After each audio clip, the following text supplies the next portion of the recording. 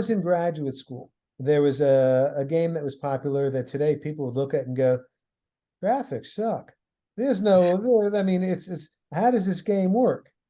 And the the game was about a character that was being chased by other characters through a maze and could replenish itself and fight off its chasers, which were basically trying to destroy it or eat it in the vernacular of the game. Um, and if it succeeded and got through to the end, it could move to the next level. Does this sound familiar to you? It does, yes. Okay. Sounds like It's a little yellow creature that moves along with Pac-Man. There you go. Pac-Man. Absolutely. That's embarrassing that it took me so long to figure that out. Okay. So Pac-Man, we're familiar with it. And the concept is simple. And back in graduate school, I used to play it when I was working on my MBA. It was a way to spend some time, decrease the pressure of a demanding graduate program. When I wrote the book, I needed to think of something that represented the ability of somebody with chutzpah to overcome tremendous obstacles. And that Pac-Man vision came to me, and I thought, zigzag. That character zigzags around obstacles. It replenishes itself. It gets educated.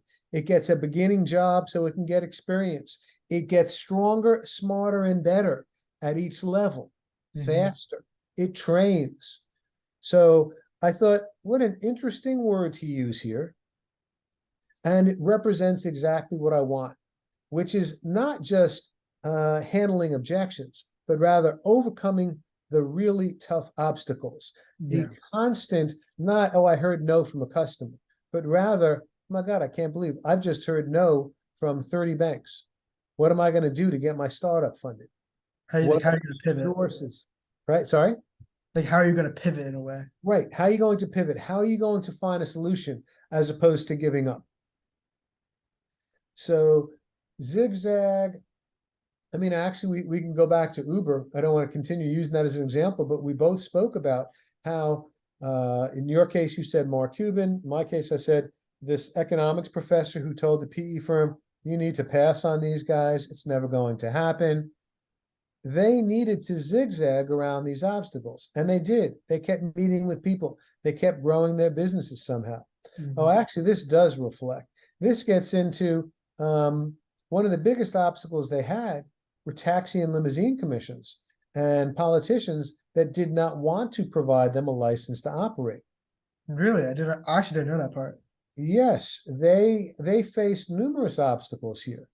So what they started doing in some cities to almost prove the concept was they violated the rules and regulations of the taxi and limousine commissions. They put drivers out there that were not regulated by the TLC, taxi limousine commissions, and that was against the rules. And it reached the point where the fines, the taxi limousine commission officials would purposely get on, hail an Uber, and then when the car pulled up, they'd give the driver a fine. And for these drivers, it's like, how am I in the midst of this? I'm just trying to earn a living. This is the best way for me. $1,000 fine for violating this rule. So what Uber, I'll say allegedly did, was create software where they were able to identify these people who were giving the fines because they knew what cell phones. Crazy. That is really crazy. And then what would happen is if I was that taxi limousine commission official and I wanted to write another ticket to somebody else, I'd get on my phone and I ordered Uber, and the response would be, the driver will be with you in 12 minutes. And I'd wait patiently, and I'd see that, oh my God, they're still 10 minutes out. I'd wait patiently. Well, Uber knew who this guy was, and they weren't sending a car. Yeah. They were just so smart. We can't let them know we're onto this. And then last minute, they'd cancel the call and make them try again. Well, it's smart. And people would say, oh my God, is that what happened to that ethical and moral North Compass that we're supposed to have? Yeah. Well, these were in their minds, and trailblazers do this. People who zigzag. Yeah, I was going to say zigzag. The law Slightly. It's one thing to raise $9 billion from people or billions from people, create a valuation of 9 billion, start doing blood tests that you know are not providing reliable results.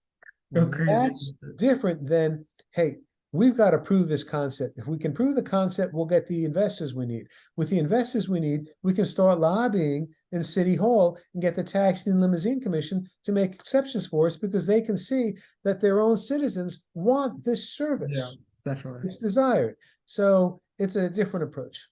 That's That's what the Z is about.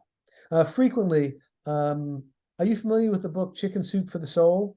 No, I'm not. Okay. It was a book written by two motivational speakers. It's common in the book industry. Now we're into self-publishing, so it's very different. Anybody can get anything published. But back then, you basically had to go through publishers. They decided if they wanted your book or not.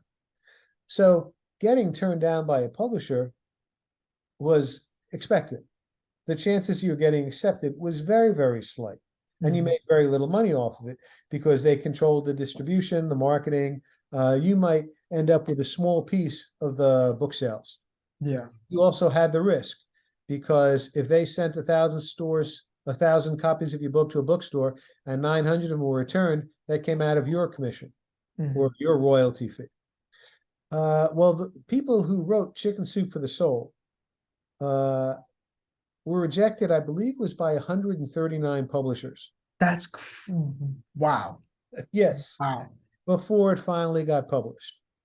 And that first publisher was probably scratching their head going, what the heck? These are really good. We liked reading it. Our readers liked it. Let's put them out and see what happens. Today, there are over 200 books that were born as a result of Chicken Soup for the Soul. All aimed at different book titles. So they're aimed at Chicken Soup for the teenage soul, Chicken Soup for the small business person, Chicken Soup. Oh, I see what you mean. Yeah. Right. So that's how they grew that. Actually, there's a book that I'm sure you have read, and probably everybody, or at least have seen the movies in our audience has seen, about that little boy who's a wizard. When you first said that, that's the first time that came to my head, Harry Potter. J.K. Rowling. We read or are familiar with the story. And let's leave the personality aside now, because there's some people that are angry with J.K. Rowling. I personally try to listen to her side, and I'm not rushing to any judgments anywhere, but that's a different issue completely. But she was rejected by first 12 publishers. The 13th looked at it and said, I'll tell you what, let me give it to my kid to read. I have a daughter. Well, let me see what she thinks. The daughter came back and basically said, this is fantastic. It's the best book I've ever read. Is there going to be another one? Is there going to be a sequel?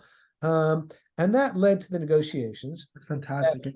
Led to the first contract for Harry Potter.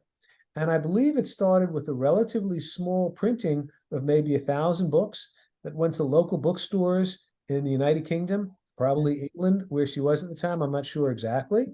Those sold out because of word of mouth. Every kid in school who had a copy came in excitedly going, you have to read this. And if you hadn't read Harry Potter, you were the kid that was on the outside. Yeah, definitely. And 1,000 books became 10,000, became 50,000, became 1 million, to the point where each new book had millions of people worldwide waiting and counting down in stores till midnight when the book could officially be sold.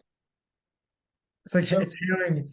I guess it goes back to the H in the way of chutzpah, handling those rejections. Just keep going further. Yeah, but this is more. This is zigzag. This is after how many objections do you say maybe it isn't a good idea, or do you say they have it wrong? I really do have it right. This story, everybody who sees it loves it. I will keep going till I find that person who agrees with me. If I'm Uber, I'll keep going till I find that first investor that says, okay, maybe Mark Cuban told me no, but there are other people who have Mark Cuban. Okay? So that's another example of zigzag.